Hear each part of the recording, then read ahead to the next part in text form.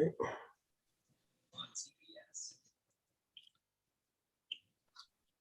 All righty, got that done. I mean, make sure they're muted.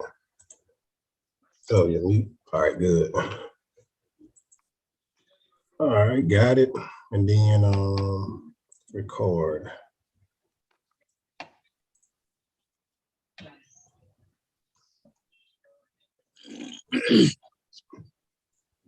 All right.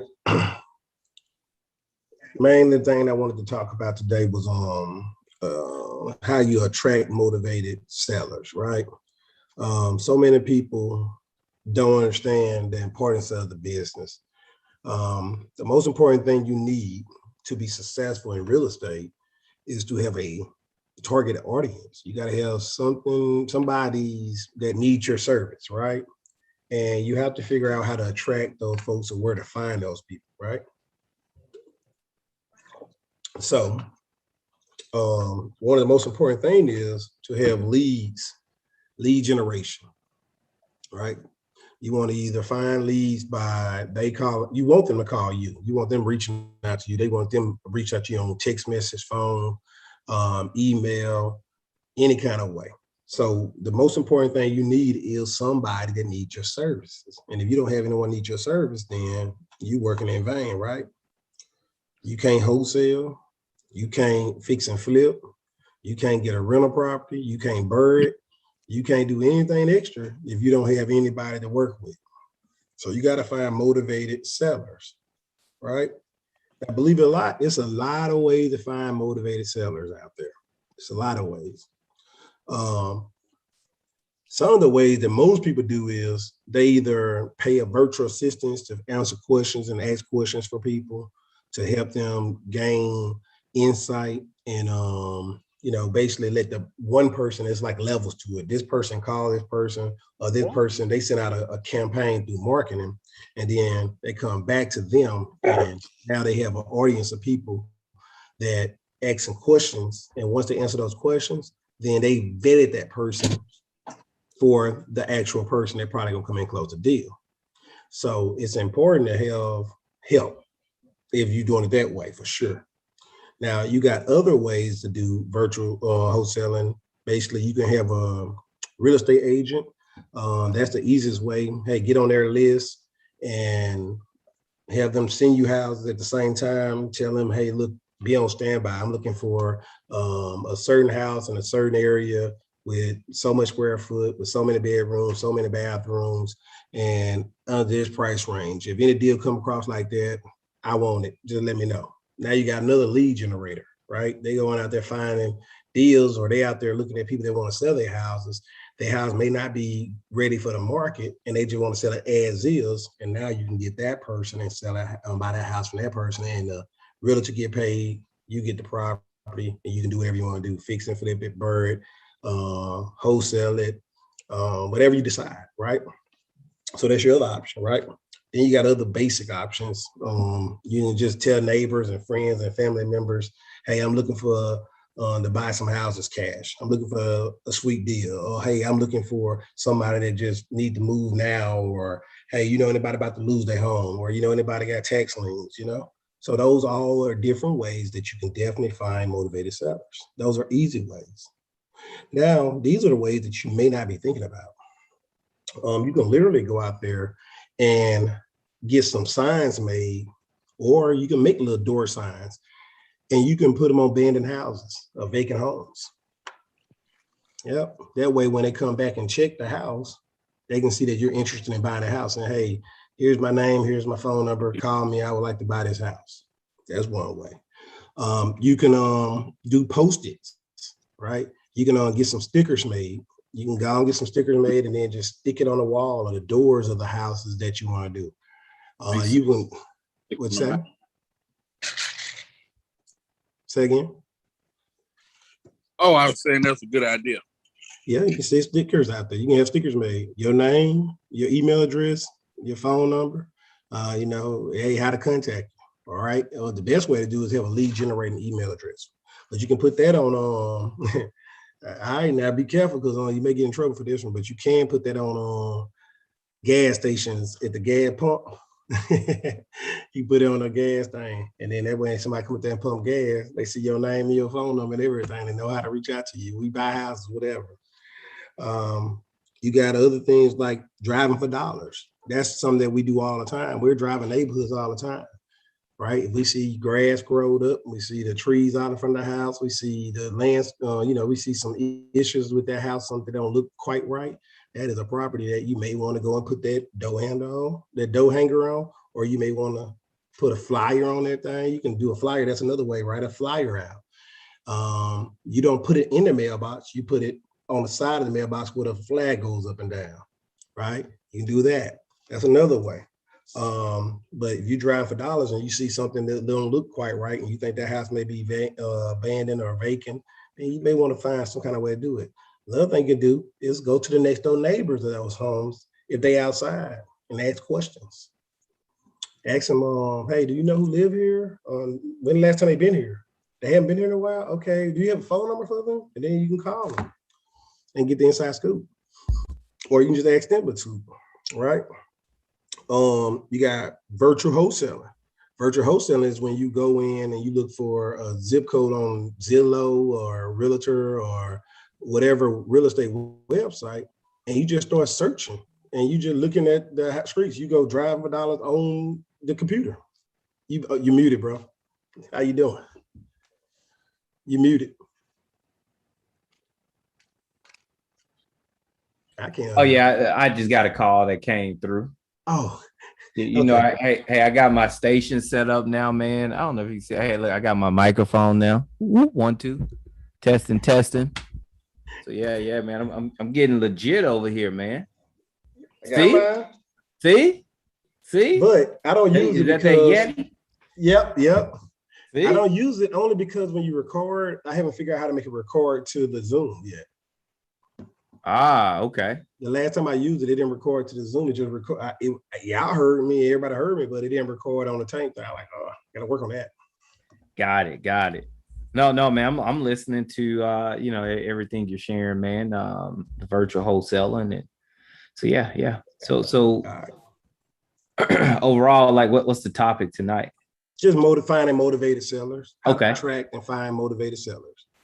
Got it. Give them so many ideas. So far, we went over several ways. I already gave about at least 6 or 7 deals already in a few minutes. Got it. How do you like to find your motivated?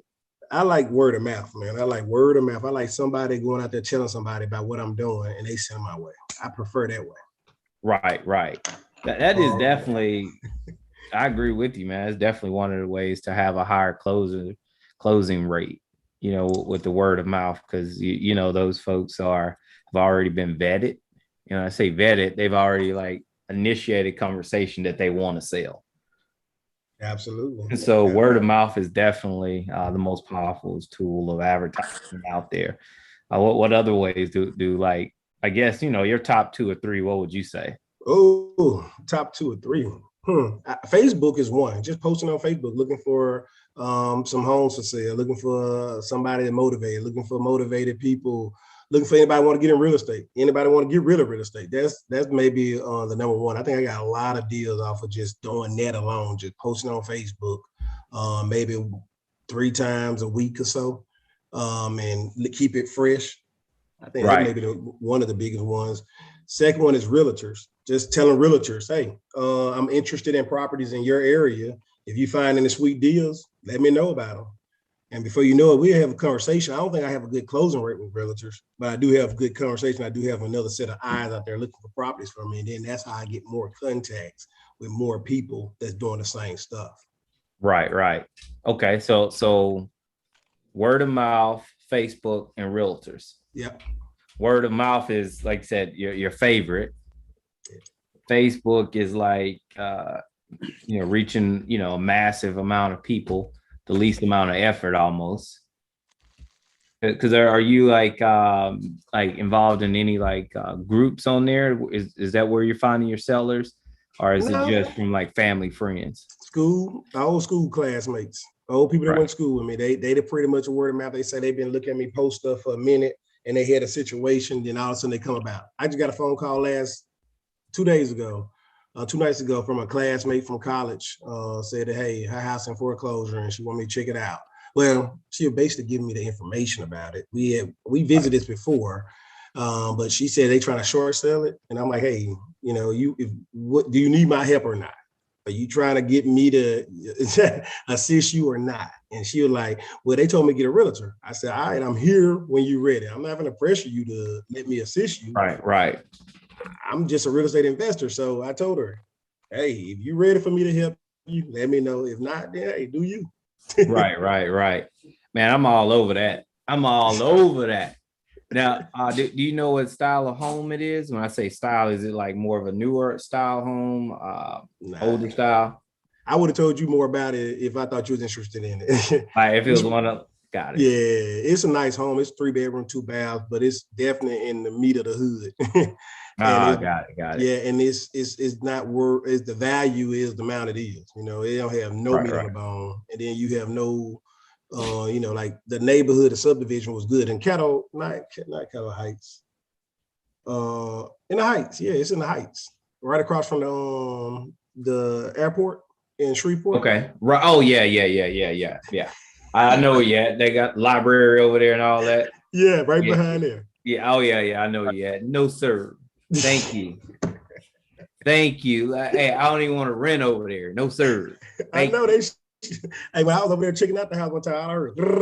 I'm like, down to go. Right. Oh, okay. No, I follow you. Okay. So yeah, that makes sense, man. For me, if you don't mind sharing, I'll tell you where I like to look and find my leads at. Go ahead. So one, my number one lead generator out there, number one, I kid you not, and you can attest to this. Every time I go back home, you and I were on the phone, and I'm driving, and I stop and I say, got him. And boom, driving for dollars is my number one source of lead generation. Number one, because one, you already know that the property is distressed, and it's distressed by several key factors. The grass is tall. You could tell that maybe the roof is in bad shape. Could be boards on the window. It could be the like foreclosure. The banks have posted notices on the front door and front windows. It could be lock boxes on the doors. It could be a lot of cars in the driveway, which are typically the neighbors and not the property owners. So it's several key factors to give you an idea that, hey, this property here, it's distressed. The seller is distressed. This property here is like a gold mine. So for me, that's exactly what I do. I have certain neighborhoods I drive. Kid you got, I drive every single time because last month, it wasn't clear and evident that it was a distressed seller. But boom, all it took was another 3 weeks. That tenant has turned over. They've recently moved out. Several different things could have happened. So that tells me, boom, driving for dollars, my number one source of finding motivated sellers. So that's number one for me. I take that over word of mouth. Word of mouth is excellent, because whenever you do get those opportunities, it's almost like a slam dunk. It is. Right now, we have that property. It's a 3-bedroom, 2-bath home. The sellers owe about $44,000 on the property. The ARV on the property, if you're not familiar with what that is, ARV means after repair value. That means if we go in, make some renovations to the property, this is what is expected to be worth. So they owe 44. The ARV on the property is about 135. Okay. So now the property is going to need about $40,000 worth of work. Oh, it's definitely going to need that. But it just shows you got a motivated seller, came from word of mouth, a friend of mine, said, hey, my girlfriend's, her parents, they're divorcing. They don't want the house. Neither one of them is trying to make money because it's in bad shape. They just want out. Yes. Where is it at? Yes. Is it a 3-bed, 2-bath? Yes. Does it have a 2-car garage? No. Okay, that's fine. But the location of it, is it in a good, solid location? Yes. I'll take it. Sight unseen. So word of mouth is good. Met with that couple. Met with the wife via phone, met with the husband in person, signed contracts. Hey, now we're headed towards the closing table. So that's a great deal. But driving for dollars, my next lead is I like to use this on the free side. So I'm gonna speak about free leads because you can do paid leads and get some excellent leads, hot leads, and you can do the free leads and get excellent. So I'm going to share with you guys just the free side because everybody can do this. Driving for dollars. If you have a bike, if you have a car, you can do driving for dollars. All right, that's one. Second, what I like to do personally, this is just me, I like to utilize Zillow. All right. As a matter of fact, let me see if I can share my screen here, LT. I want to share with you guys. Can you guys see my screen here? Yep. Yes. All right. So I want to share with you guys here. This is one of the tricks I use for finding hot, motivated leads. All right. So if we're going to look in the area, Laplace is right here. Let's go here. Okay. So it's telling me right here, I'm under the for sale sign. All right. So it says we have 60 for sale by agents, 8 others. Let's click on this others. Okay. This is telling me that this is for sale by owner. Okay. These are hot leads because they're looking to sell. You already know it. Doesn't mean the property is in distress, but it means that the seller is looking to sell and they're choosing to sell by themselves for a reason. Who knows what that reason is? Typically, it's because there's not enough equity in the property to satisfy paying an agent and closing costs where they can either walk away with a profit or they could walk away without having bringing money to the table. Okay, let me give you guys an example. This property right here is worth 168. Well, they're selling it for 168,000. Not sure what it's worth, but if we scroll down, we're just going to use the Zillow Zestimate. The Zestimate on this property, let's see here. They're saying $255,000 roughly. Okay. So what's going on? Let's take a look. The property is gutted on the inside. Okay. So that's why they're selling this property at a discount, right? So we see that. Now, what I want to do is I want to cross-reference this property here with another source that I utilize. And, and this is important for me because I'm trying to do a deep dive right now. And I want to know, so whenever I reach out to them, I can have a really in-depth conversation with the sellers of this property, and I can get an understanding of what they're actually experiencing and going through. Okay. So we found the lead. It's a hot lead. We know they're selling, right? The property is gutted. So the property is distressed. So these folks, they just want out. All right. So I looked up this property here, man, they've owned this house for so long. It doesn't even show when they purchased this house. So I can't even find out last time it sold. Let me see if it shows over here on Zillow, because my other system, it doesn't show. See? So they probably owned this house 30 years. They're probably the original builders of the home, right? So they feel like, hey, they can just walk away with 168,000. So for me, if I say, hey, they want to sell, the property fixed up is worth, what did we say, 255? Okay, roughly 255. If we know how to do our calculations on what our offer should be, we can say, let's see here, 255. I like try to go in at 65% LTV. Most people, when they do their calculations for the ARV, they'll go at 70%. So they'll take 255 times 0.7, which will give you an actual purchase price. Then you subtract your renovations. So for me, in this case here, I'm going to do 255 times 0.65. Now that tells me I'm at 165. So that's roughly what they have the property listed for. But I also know that, hey, from the looks of it, it's going to cost me probably about $70,000 to get this house right. Say 65. Let me say 65,000.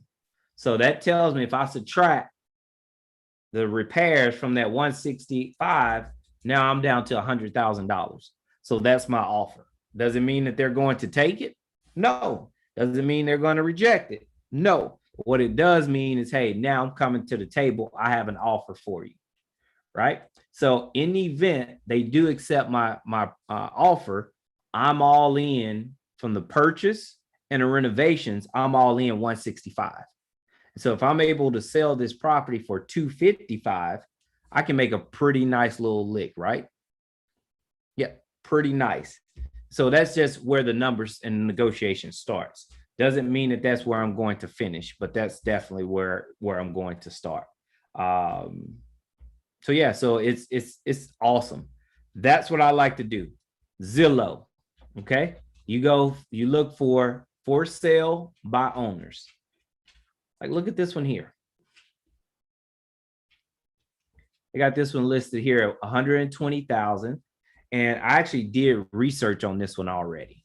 And the reason why this seller has it for 120,000 is because that's the loan payoff. That's just about the loan payoff, right? So that means that, hey, he or she, they have to hold on to this property until they can get at least $120,000.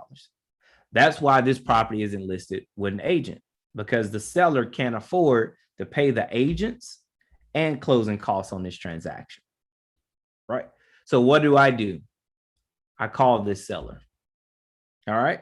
So of course, everyone wants to know how this conversation goes. So, but I call this seller and basically, hey, I give them my support, my empathy from, this property here suffered flood damage from the recent flood in a couple months ago in Louisiana. So I definitely sympathize with them to where they understand. To where they understand and let them know I understand what they're experiencing, what they're going through, and I'm here with a solution. Okay, so let's talk about this price here. Is there any wiggle room in the price? Because the property needs a lot of work. No, there's not.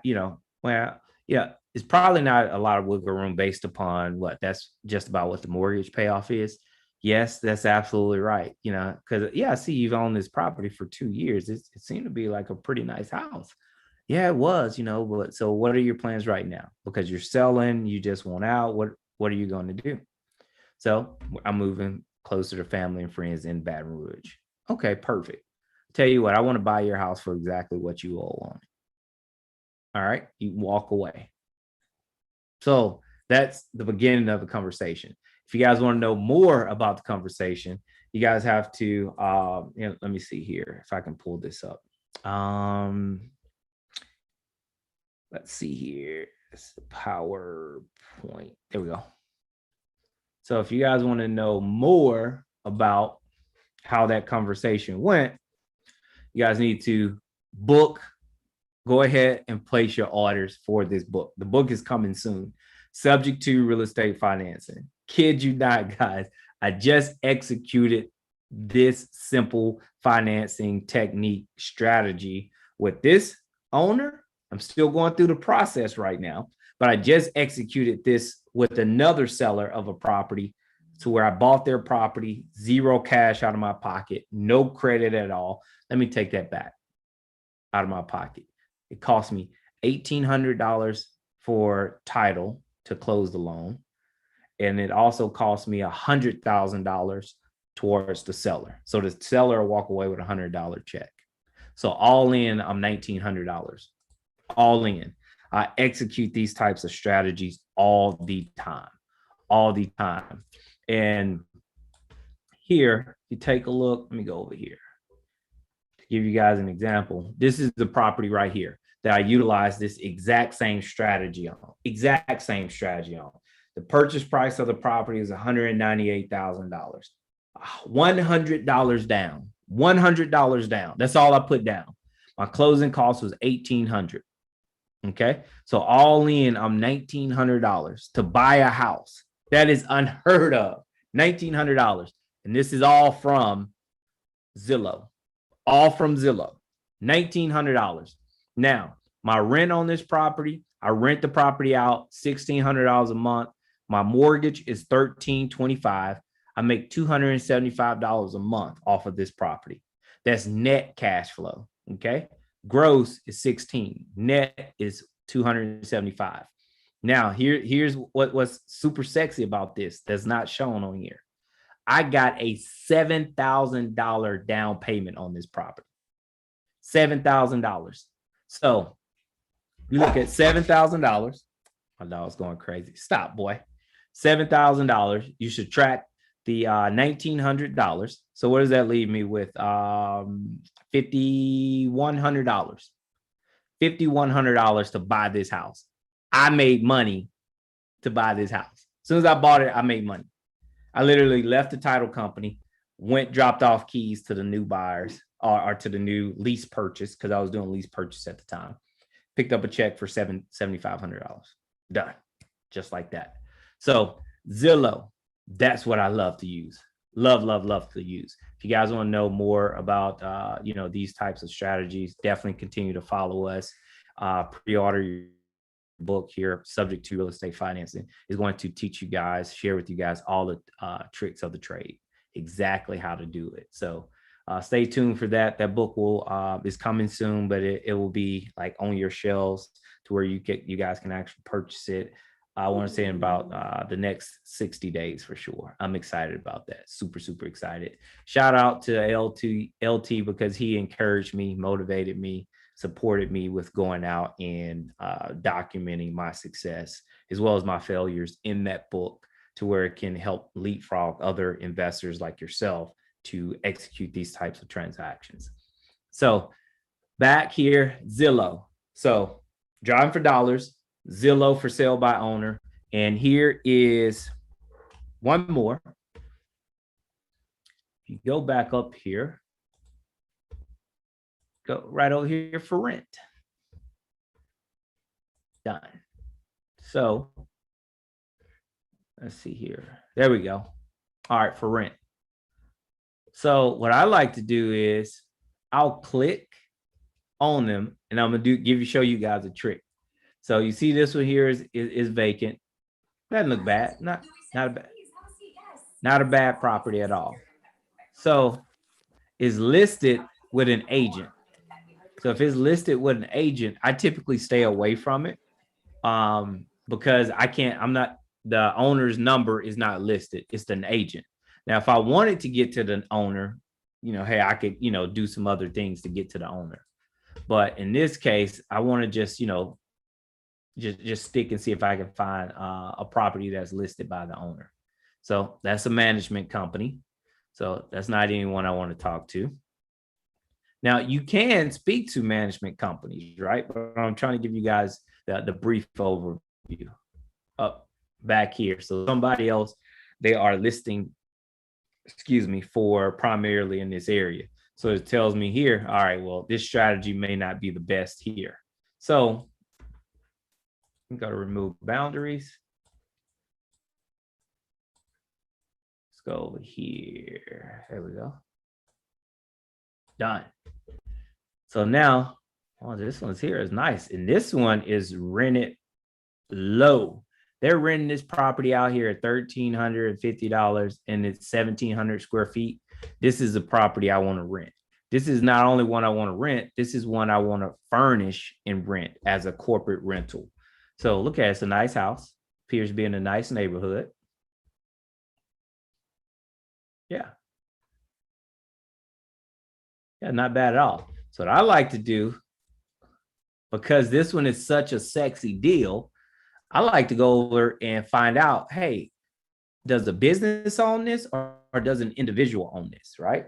So, and what I see is business owned, all right? And they've owned this property for 13 years. So that's why they can rent it so low. Yep, because they've owned it for so long. So in this case here, all right, a business owned it. I could reach out to the business, but I'm trying to get directly to motivated sellers, which is typically, individuals.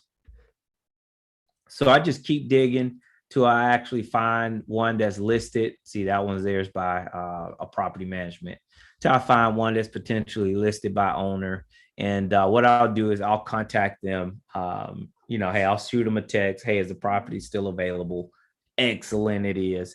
Hey, when's a good time for a scheduled call? And I'll call and we'll have a conversation. So I like to use for sale by owner with Zillow. For rent, you got to do a lot more digging because you don't know who's an owner or a representative. So you got to do a little bit more digging there.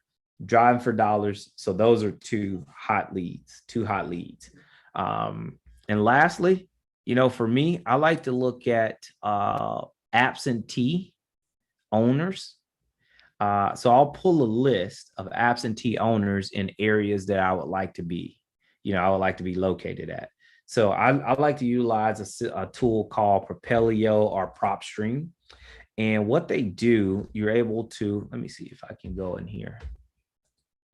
All right, let's see here. So it's plenty of different systems that you guys can use. I just utilize PropStream and Propelio. So I'll go over here to List Builder. Let's see here. If I want to do a property list, and I'm just going to do, I'll do it by zip code. All right. So I go to property info. I'm not worried about that.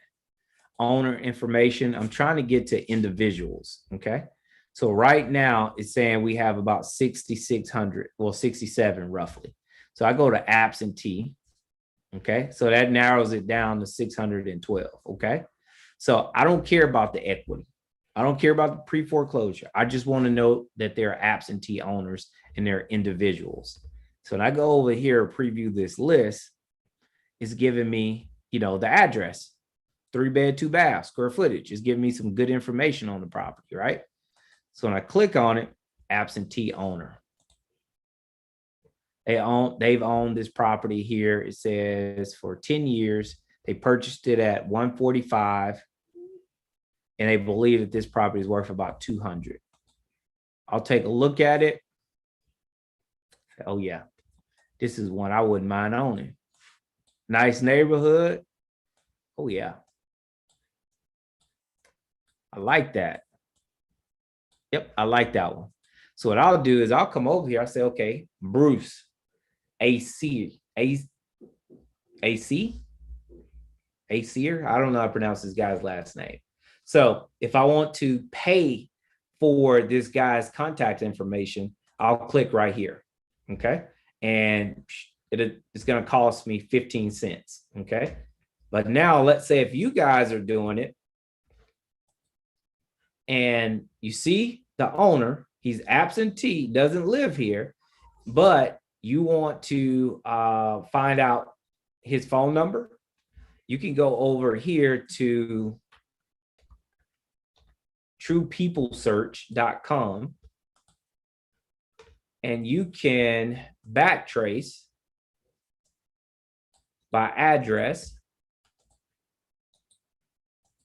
do a reverse address lookup.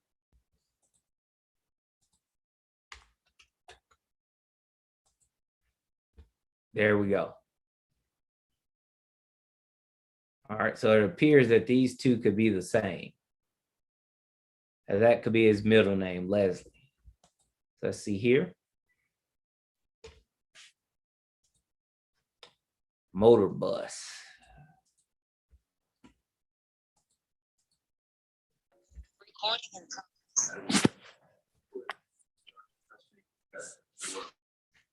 All right, so here tells you the new address, but you don't have a phone number here. So let's go back and check on this one. Jackpot. So now, hey, I have his phone number. So now whenever I call this guy to speak about this property here, it's all about your messaging, right? This property is not listed for sale. It just says he's an absentee owner. So it's all about your messaging, all about your messaging. And so what I've learned is hey, if you get a good solid opener, you can get a response, right? And that response could be more in your favor, meaning that, hey, that this guy is a potential seller, potential buyer, or he's not interested at all, right? So you can get one, those three things. And also you'll find out if you got the right number or not, because these numbers, they're not always accurate and they're not always wrong. Okay. So, but I got a good opener. I reach out to them. Hey, they're typically willing to share with me some form or some type of information. And hey, I just nurtured the lead from there. If they're not ready, willing to sell right then and there, you can even, it could be something as simple as, hey, are you looking at, selling this property? No, I'm not interested in selling the property. We're going to keep it long-term. Okay, perfect. When's the next time that property would be available for lease? Well, lease is actually going to be up 2 months. Can you say my number? Because I'm really interested. Yes. All right.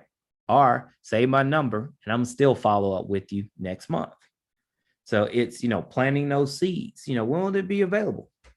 Hey, and all this is just for me to be able to build a relationship, build a rapport, because 2 months down the road, things could have changed and they need to sell. They want to sell, positive things. They could have hit the lottery, said the hell with all this, or they could, need it to, pay for some medical bills. So it's just nurturing that lead. They may not need to sell, but they are putting it open for rent. Perfect. Can I come in and lease your property? Okay. What are your terms? All right. So, hey, I just want you to know that, hey, I'm going to be leasing this property out to a lot of our clients that's coming into town. Really? What does that mean? That's a whole nother ball game there, but that's how that conversation goes. So for me, LT, that's where I like to start, man. I like to do driving for dollars. That's a free way. I like to do Zillow. That's a free way. And absentee owners, it is a free way to where you can pull those leads. But for me, I like to go to the quick, fast, in a hurry way. I'll just pull the leads from one of the systems, which is Propelio or PropStream. And guys, if you don't have that, find someone that that's in that field in real estate investing, and you can request that, hey, LT, can you give me, absentee owner leads for this zip code? Hey, I'll give you $25. I'll give you $20, whatever it is, because these systems are like $100 a month. If you don't have the 100, it's okay. Tell them, hey, look, can you pull these 2 zip codes? Hey, I'll give you $25. Yeah, so that'll be the easiest $25 I'll make. You see how fast I pull that? I would hit download, boom, it's in your inbox before, hey, you send that cash out? Done, son. Like my brothers say, done, son. But that's how I like to find my leads, LT. I love it that way, man. It's quick, it's fast, in a hurry. And when I do get numbers, I start out with the sale numbers, and I'll shoot them text before I even call. That's what I'll do. Yeah, I'll shoot them text message. No, absolutely. I appreciate you sharing those, man. I mean, definitely. I'm sure it was an eye opener or a reminder for some. I see my bud that I just met, Kmo. You want to unmute? Yeah. What's going on, y'all? Yes, sir. So I just met Kmo this week, man, and he actually used to fix and flip houses, and he used to wholesale houses. And Kmo, what you think about the information Joe shared? Oh man, it was fantastic. I was sitting here with my girl, and she was like, it's interesting. Like, that sounds like some of the things that you've done in the past. And I'm like, yeah, it's awesome to see more and more of us getting into the space, because at the time it was right after the crash of, the 2008 crash, and probably like 3 years after that, and I'd been paying attention to like business cycles, and I was like, this is the time to kind of hop in. We're kind of seeing the bottom, and people are like, you're crazy to be buying houses. Nobody's doing that right now. And it was like, especially not none of us. Where you get the money from? You can't do that. I mean, just all the things. So it's great to see how it's changed, because it was a lonely place when I was getting into it back in 2012. Nah, man. Well, we definitely appreciate you being a pioneer, because back in the days I wasn't worried about number building a rental, but now I want to wholesale, and now I'm fixing flipping. Now I'm doing BRRRR. I'm doing all these different methods now. But back in the days, I just wanted to build my rental portfolio. That's all I thought about. Now I'm like, okay, you got the rental portfolio, and people keep coming to you with deals. Then okay, I can wholesale them. I don't want it, but I want to make money. You ain't gonna hell no, and that's exactly right. And that's where I was at. Like, how many ways could I do it? And then as you know, I got to the point where I'm like, I really want to do new development. I wanted to from the beginning, but I knew I had to get my chops up. So I made that transition a few years ago, and we're still in the process of getting, that operation all the way scaled up, but it's well on its way. And we're like, just a couple of steps away from having, a factory doing fabrication with the containers, man. And I'm like, not containers per se, but the idea of land development has always been a dream, man. So I'm excited. Yeah. So, hey, share with me. I know we got a small group, and usually we have different people, and I don't know why. I guess because we had a class last week, what have you, I don't know. But look, just share with my people that's on now. Hey, our people that's on now. What exactly you got going on now in real estate with real estate? For sure. So yeah, I'm in Dayton, Ohio, and I'm in the process of closing on a 50,000 square foot manufacturing facility where we're going to be fabricating shipping containers to be residential, commercial, industrial, and recreational models, especially focused on communities that are underdeveloped, with stakeholders that, don't have any experience or, network in financing, or I'm sorry, not financing, development, in the development space, and allowing community members or groups, to come together and be able to do incremental development in our communities, do new builds based off of needs that we see, being able to create our own commercial districts, our own residential sprawl, being able to really just look at needs, being able to create recreational or like food stands, commercial models. We have all kinds of different approaches that we're looking at, applications with the containers that just let us be flexible with what we create, who we create it for. Absolutely. No, that's what's up, man. I just wanted to let them know how we doing big. You doing it big over there. Yeah, thanks. We chopped it up at the end of our seminar, man. And I was glad that I did talk to you more in depth at the end, like we did to link up. And thank you so much for getting on, man, being a man of your word. That's much appreciative. Oh no, man, thanks for the invite. And I've been looking forward to it, all week. I'm like, I know it's late. I'm like, but I'm still gonna be on there. Normally I'd be like, man, it's late on, but I'm like, nah, bro, I'm gonna be on there because I enjoyed the connection too, man. I'm glad I have it away. And Della just had to come up to Dayton to have a meeting with a new client or a new partner we're going to be working with on the marketing side for Trap House. And she actually brought up our meeting, and she's like, isn't that called today? And I'm like, yeah, she's like, I'm so sorry that you actually, she was asking me about the pitch. She was like, when you talk, to LT, like, you weren't your pitch. Like, I was wondering how many times you practiced. I'm like, well, if you remember, Della, I was running back into the conference room to get my water so we could all leave. So I wasn't in pitch mode. Like, I was trying to make sure I didn't forget my water. Like, and then you just grabbed me in like mid stride, like, hey, come over here and pitch real quick. And I'm like, what the heck? Like, can I go get my water, please? Like, no, just wait on that. I'm like, I'm really thirsty, but okay. I'm over here with Cottonmouth trying to pitch something, like, but okay. But you were challenging my pitch, not thinking about the circumstances. So it was funny she brought that up a few hours ago. Absolutely. Joe, you're muted, brother. Go on, talk, Joe. You're muted. Am I muted now? Yeah, you're muted. Okay. No, man. I'm excited to hear about the success of this, the projects and the development and yeah, I'm excited about it. It's almost like a sighting of Bigfoot, because you hear so many people speak about container homes and redevelopment, especially in the urban communities. You hear so many people speak about it, and now to actually interact with an individual who's actually out there pioneering it, leading the forefront of it, leading the charge. So that's super exciting, for someone like myself on the outside, man. Hey, kudos to that, man. Hey, it's like, man, I can't even like what you have going on up there, man. I can't even like figure out like where to begin to connect the dots.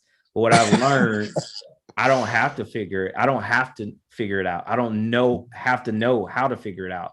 What I need to know is chemo.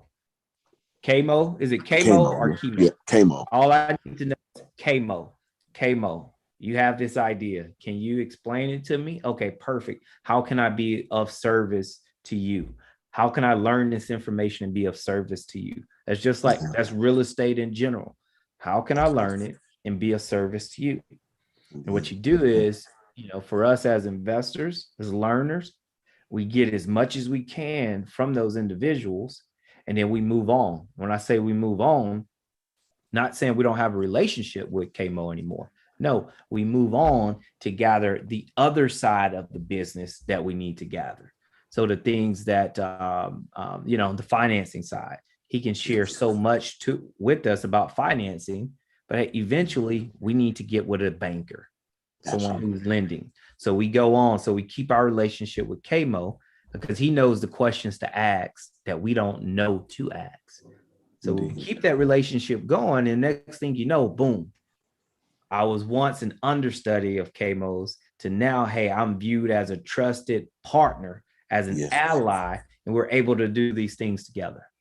That is the mission. That is my mission. That's why I'm doing this. You know, I was telling LT that when I was flipping houses, when I was doing real estate investing, my goal was to do it from an impact standpoint. But in the very nature of it, you know, you can't help but get the house for below MAO from, you know, little old lady in her situations. Like, I want to do something for her, but I'm like, my goal was like, yeah, I want to make money, but I want to also find a way to like have it be beneficial to the community. Like, yeah, I can line my pockets, but I want to do more than that. So it was like, I really didn't see a way unless I got to where I had a bunch of properties and I'm dealing with scatter sites. I'm like, I need to do something that's a further reach on the impact side, you know, after doing this for 8 years. And I also was dealing with a lot of things in the Midwest with the drug epidemic, the opioid epidemic. I was housed in the middle of that, you know, and they were calling Dayton, Ohio, the heroin capital of the nation. Like, they were saying it was ground zero. There was actually a Dateline. I was telling LT was a Dateline or Frontline. I can't remember which one it is, but they had an expose, like a 2-hour expose about how Dayton was ground zero for the heroin epidemic. So most of the, you know, users are people who are blue collar. So I'm flipping houses in the middle of this, you know, post recession, you know, mid heroin epidemic, opioid epidemic, and 9.9 out of 10 contractors I meet are either former users or currently using. And I'm just like, I had a strict, like, if you're using, it's no way I'm hiring you. I don't care how good your work is. I don't care how well you manage it. I'm not doing it. I'm not enabling it. I'm not going to come in and find you in my property. Like, it's not happening. Like, no way. So I'm like, I have to find a better way to do this because it's all the way around. It's not as impactful as I set out for it to be. And people, I mean, even now people are still kind of like, why'd you leave real estate investing? It seemed like it was a good thing. And it's like, I believe in Monopoly taught us how to go from greenhouses to red hotels. So, like, you know, we played with the greenhouses for long enough, and then eventually you have to get onto the red hotels. And this is my red hotels. Man, that's exciting, man. I mean, it really is exciting. I'm thankful and for you taking the time out to join us on this evening, and hopefully, you know, your presence won't you know, become a distant memory, but it'll be, you know, a fun experience that we can all share and experience your growth with, you know, on a weekly basis. I'm excited for what you have going on. And let me ask, so you said Dayton, Ohio is the opioid, quote unquote, you know, one of the opioid capitals, which is nothing to be proud of, but, you know, so right there, so that's telling me that it's probably a need for just housing in general there. Would you agree? Okay. So do you operate any nonprofits? Yeah, so I actually launched a nonprofit arm for Design to Build, which is the name of our container operation. Then I have a venture development organization called Trep House, and I launched a nonprofit arm. Those are both for-profits, but they're both impact focused. But the nonprofit arm is called the Good Hood Foundation, and we are an official 501c3. Got our determination letter back in July of this year. Okay. And my goal is to, you know, be able to use that as the nonprofit arm to be able to maneuver in the, you know, arena where we need to with the nonprofit arm to have that, because before it was like people were like, oh, with the work you're doing, yes, we get the impact is embedded in your for-profits, but you need to have some type of nonprofit something. So I went ahead and got that launched and set up, and it's there now. So now we're figuring out the next steps with that. Okay, perfect, man. Hey, I'll definitely be interested in joining you on a potential, JV for providing, housing for, some of those individuals that are experiencing turmoil in their life from, their addictions. So I'll definitely be Yes. interested with you. And this is what I specialize in finding housing, and so I can definitely find, furnish, and the property. I just can't find, furnish the people, as I'm not a resident there as you are. Yes. As well as maintaining. So yeah, man. So definitely have a lot of opportunity for us all to continue to work together and grow together. Yes. I'm As, excited for that. Thank Absolutely, you man. for the opportunity. LT too. Thank you for the invite. Not, I just won't be a one-time thing. I'm definitely in for it being, an ongoing thing. May make it every Monday, but I will commit to at least 2 Mondays a month where it's like I can pop in and definitely, sit and be a student, because I'm still absolutely a student. I don't believe you can be a teacher without being an internal student. So I'm constantly here sitting at the feet of, those y'all who are masterful in your experiences and your work, because, I was just listening to the subject too. I'd heard about it before, but then the way you were breaking it down, it was just like, even my girl, my girl is a agent, and she was sitting here, her ears perked up. She's also an investor, just starting to explore the investing side, really ramping up the agent side. And, when you were mentioning the piece about the subject too, her ears perked up too. We both, kind of looked over like, oh yeah, that's super cool. And I was actually sharing with her a buddy of mine who's doing, what do you call that? When people get their houses foreclosed on, the monies that's owed to them, helping them reclaim those funds. Deed in lieu of? No, not deed in lieu of. Like, if, like, let's say your house gets foreclosed on, Right. and The overages. Yeah, and whatever it sells for, the difference you get owed back. You're owed that back as the owner of the property. Well, most people get that paperwork in the middle of them getting foreclosed on. So this guy I know goes out and basically finds people, to give them the money that's owed to them, and he doesn't charge them anything up front. He doesn't get paid until they get it successfully, secured, and it takes about 8 weeks. But he said the hardest thing for him is actually getting people to believe that he's not trying to scam them, that this money is sitting there for them. And oftentimes it's their last kind of like bastion of hope after they've gone through this major negative life event. They find out that, they have 30, 50, 100, $200,000 coming back because they've already paid so much on their mortgage. It's like they think that's just gone. Where it's like, no, the bank just has that sitting in unclaimed funds. If you have any type of equity that's owed based on what the house sold for, and how much you'd already paid, that's what it's worth. Like, there's opportunity for you to reclaim funds, but most people never know it. So he actually got into that because he felt like same thing about investing. He's like, I want to do more where I could be impactful and do more to help people in these situations. And I just didn't know if these other ways worked. I'm helping them get out of this negative thing by helping them at least get some type of consolation. And he's like, I want to do something where it was just like overtly impactful. And now he's like, I make buku money helping people get money that's owed to them. And the hardest thing is getting them to believe on the first call that I'm not trying to scam them. Right. Yeah, that's what I was telling you about. Like, basically that's the same thing with taxes too. If they sell the city or the county sell a house, and any money over the amount that was due, that's actually due to the people that own that property. Yeah. And the state hold it or city hold it for so long, and then they have put it back in their thing. And then when I was saying deed in lieu of, me and Joe know about that class where we can do deed in lieu of foreclosure. Basically, it's the same thing as foreclosure, but we catch them before they actually foreclose, and we work out a deal with the bank, and we can give the deed back to the bank, and then in lieu of foreclosure, and then whatever money that we need to work, we'll negotiate the bank on that. That's called. I've heard of deed in lieu of. This guy he calls it something else, and this way he does it. And so I was like, no, I don't think it's called that, because I've heard of deed in lieu of, but I never heard it explained like that, and that's interesting. But this way you don't take the money from the people. The people probably say, I got to get out, but you want to work with the bank and get the money. The bank pay you to get their house back and not foreclose on the property, and the people get out.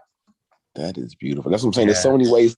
It's countless ways. I heard you talking about the paid ads piece, and I was when I was doing active in the investing side, I never did anything but paid ads. Like, I refused to do anything that was not inbound marketing.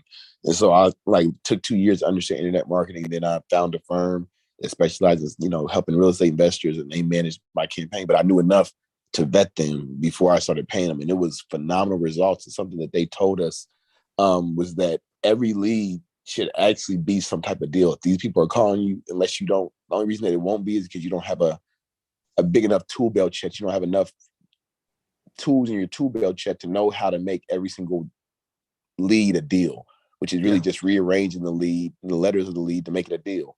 You have to rearrange everything and find a deal. So I'm like, man, that's interesting. I would take 35 leads on any given month because they were consistent based off the amount, I was paying for the ad spend, and a guaranteed 5 to 7 were like wholesale deals where I could make $10,000 a month on each one, or retail deals where I can make $50,000. And again, this is like 2013, 2014. So when I say the deals were plentiful, but nobody could get money from the banks, nobody really wanted to jump in. And so I was like, okay, how do I get private investors? And I got private investors. Things worked out in that regard, but it was just amazing how many good leads I got from paid ads when people told me, like, you're going to blow your budget. Nobody ever makes money from that in real estate. It's too hard to figure out the keywords. It worked for me. Yeah, Now that's what's up, man. Look, we got me, you, and Joe, and your girlfriend. I have to get on a call, man, because I'm actually talking to like 3 realtors when I in that area, and why not work with somebody that know more about it, or work with her, and because I'm looking for to invest in that area, and I want to build some teams up. And the other young man haven't called me back yet that I talked to, or he say he's been looking at my Facebook account and all that other stuff, but he ain't hit me up yet. So let's link up, man. Let's think about a good day and time that we can get on a Zoom call this week. Yeah. And I'm available when y'all ready. Friday. What's your girlfriend's name? Toya. Okay. And how? And I know she's there with you, so I'm speaking to you both. How long has Toya been an agent? Over a year. Okay, so you're like fairly new to the game, right? Okay. I am. I'm a newbie, but doing well. No, I am not going to challenge any woman on how well she is or isn't doing. So I'm just gonna sit back and say yes, ma'am, to that. One of the things that I would say, like, man, you have such a gift right there next to you, because Kmo, he has an understanding of how us investors, how we think and how we move, and it doesn't always fit the typical buyer, retail buyer out there, but it kind of gives you an idea. What I'm looking at right now, what county is Dayton, Ohio in? Montgomery County. Okay, Montgomery. Let me see here. So here's just, I know because you're new, it could take, it's going to take a little while to get up to this part here, but I'm looking at right now, Dayton, Montgomery County. You see here, I'm doing a deep dive here. Pre-foreclosures, you're looking at about 300. Wow, there's a lot more than I thought. About 300 pre-foreclosures there. So with pre-foreclosures as an agent, that's 300 potential listings for you. So, and that's because, these are distressed sellers. That means that all of these folks are, going to want to sell their property, are needing to sell it, but it definitely means that, hey, look, they could use some type of attention. And so one of the things I like to teach and share with folks I work with is that, hey, yes, I have subject to financing where I can take over the deed to a property, but also, hey, how do you properly execute a short sale? Hey, how do you execute a deed in lieu? Hey, how do you do a quote unquote a loan modification?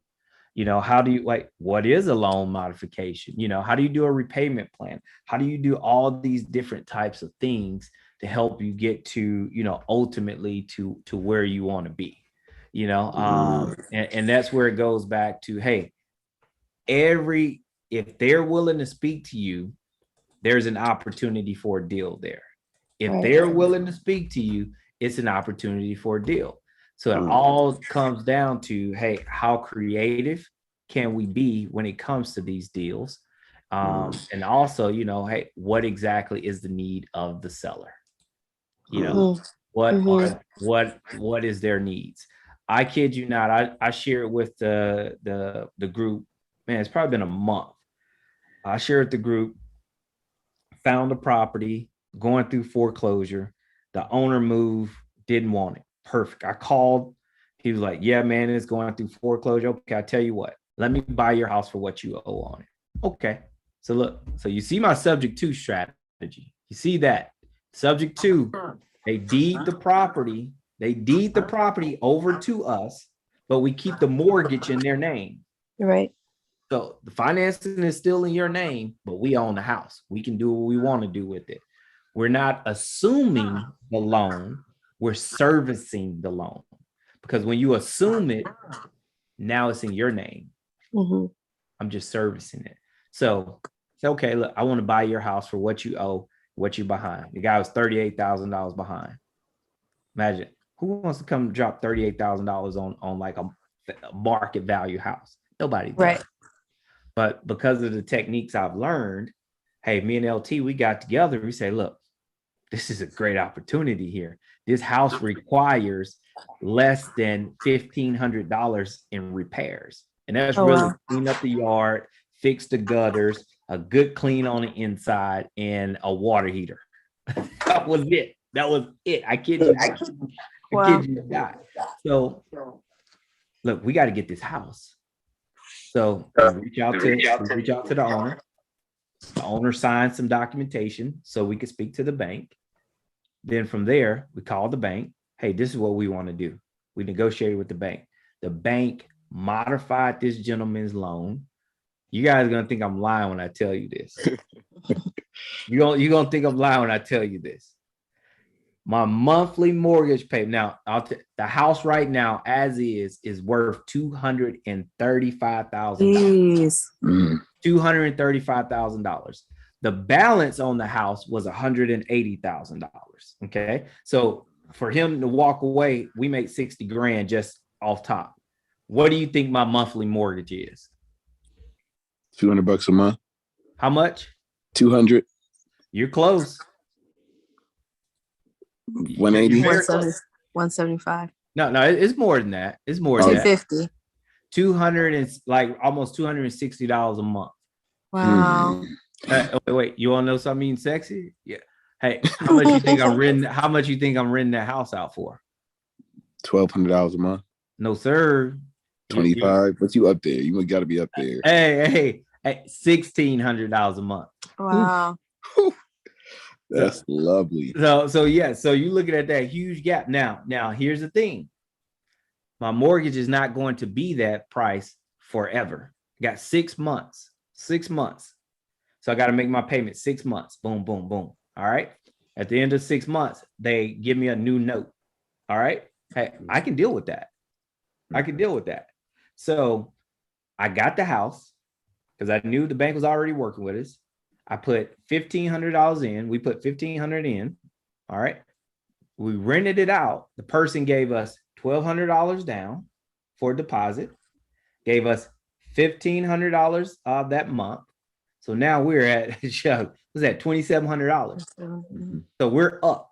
Now check this out. For the first 3 months, we didn't have a mortgage payment because we were going back and forth with the bank, getting everything figured out, worked out. The bank had already said, no, we're working with you, you know, and here's what was like really sick. It was a VA loan.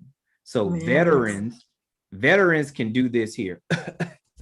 Hey, I ain't paying my loan today. You catch me in 4 years later. Hang up and they won't foreclose on them. That makes sense. You know, and then they could $40,000 behind. Hey, you know what? I think I'm ready to start paying my loan. Send me the paperwork I need to fill out. Done. They restart their loan. So wow. So for 3 months, no mortgage payment. Plus, we got the down payment. Well, I'm sorry, the deposit and the first month's rent. Now for the next 6 months, our rent is, our mortgage is $257. And somebody's out there think I'm lying. Somebody out there. It's So- too good. So It's I'm great. going to, I'm going to be quiet and I'm going to let LT. I don't want to say let LT. I'm going to be quiet. I'm going to listen. And I'm going to look for my modification documents, just so you guys know that hey, I ain't BSing you. Nah, man, appreciate I'm sorry. I'm sorry. Hey, here we go right now. Here we go right now. That was a lot faster. And so you guys have to forgive me. You have to forgive me. I said 279. You see right here? It's actually 285. Mm. So that's what you call being a bad man. But here's the thing. I would never been able to get to bad man status if I didn't have somebody like LT working with me and working with LT. You know, I wouldn't be, I just wouldn't. And so this is how we partner up. We say, hey, Joe, you're excellent in this creative financing space. That's your baby. That's what you love. Hey, LT, you're excellent in this burst strategy. That's your baby. That's what you love. So when we have opportunities that come up, we speak about, hey, this could potentially be creative financing. This could be fix and flip. This could be bird. This could be wholesale. This is what I think. What do you think? Perfect. Move on. I love it. And I want to add in that land development piece. That's the piece I'm coming with. See? That's You what I'm see? talking about. See, like, hey, that's like up here right now on me. Like, I'm like, what land development? Not Like, for long. Not the way y'all moving, not for long. Well, look, no, man, that's exciting, man. I'm just grateful and thankful for the time. I know we're 11 minutes over. I want to wish both of you, the very best of luck. But hey, just continue to encourage us, motivate us. We'll definitely do the same. Continue to join us. Lastly here to everyone, I know, folks say that, hey, I can try to make today. I can, I'll commit to 2 days. I'll commit to 3 days a month. Hey, figure out what is it going to take to get you to be here, weekly. Because something will be said, something will be shared, something will be done that, have the ability to enhance your performance.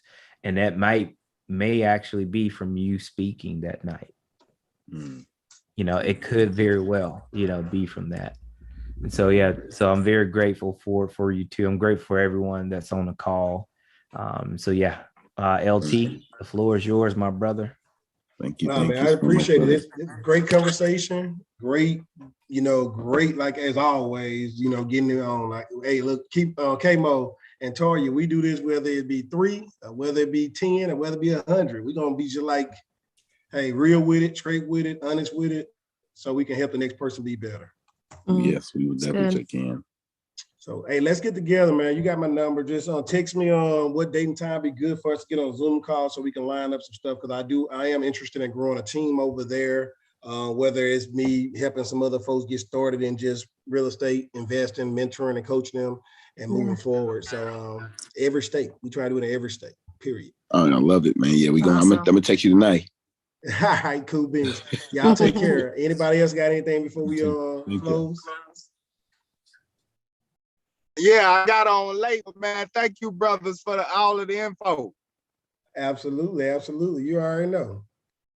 Hey, brother Holmes, man. Hey, shout out to brother Holmes, man. He treated us to dinner a couple months back, man. We're very thankful for that. And brother Holmes just, he got a couple closings in his pipeline. So hey, yeah, he's that silent assassin out there, man. So we will be returning for seconds. Just FYI. Come on, man. That's Southern hospitality, baby. Yes, sir. And we greatly appreciate it as well, man. Class act there, brother. December 3rd, December 9th, 9th, I think that's gonna be down there. I ain't lock it in yet, Joe. I ain't lock it in. That's why I ain't told you. I ain't lock it in on my calendar yet. I'm gonna mark it on my calendar anyway. Yeah, I think it's the first weekend in the first Thursday, Friday in December. Ain't that right, K-Mo? We'll be in Houston.